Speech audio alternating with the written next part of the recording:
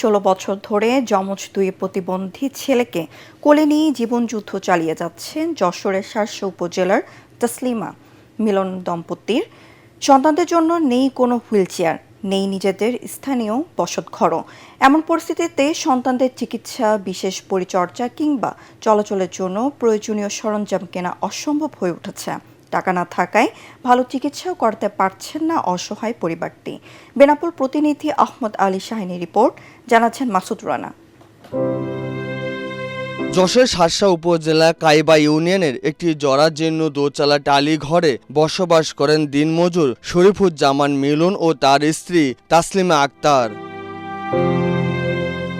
তাদের দুই যমজ ছেলে সাজেদুল ইসলাম মাহি ও সাকিবুল ইসলাম রাফি জন্মের পর থেকেই প্রতিবন্ধী। বর্তমানে তাদের বয়স 16 বছর পার হয়ে 17 বছর হলেও তারা স্বাভাবিকভাবে চলাফেরা ও কথা বলতে পারেন না এবং নিজেদের দৈনন্দিন কাজও নিজেরাও করতে সক্ষম নয়।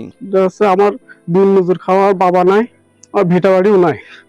লোকের কাছে ভিটা বাড়ি চলছে, অনেক কষ্টে আছি।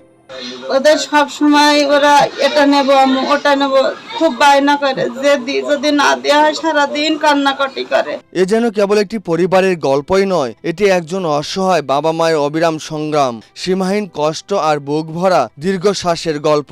দিন মজুরি কাজ করে সংসার চালান শরীফুজ্জামান। দুই ছেলে চিকিৎসা ব্যয়ভার বহন করা তো দূরের কথা, নিয়মিত দুবেলা অন্ন জোগান করাও অসম্ভব হয়ে পড়েছে। ও খুব গরিব মানুষ, ওর দিন আনা দিন খাওয়া, কোনো কয়েকদিন কাজ যদি না করে তা বাচ্চাদের খাওয়া হয়। সরকার যদি তাকে একটু সাহায্য অনুভূতি করে, সে একটু সুস্থতা হবে। সরকার, সমাজসেবী সংগঠন, জনপ্রতিনিধি ও বিত্তবানরা এগিয়ে এলে উন্নত চিকিৎসা এবং একটি নিরাপদ বসতঘরের ব্যবস্থা করা সম্ভব বলে মনে করছেন এলাকাবাসী। Bureau report, ATN Bangla.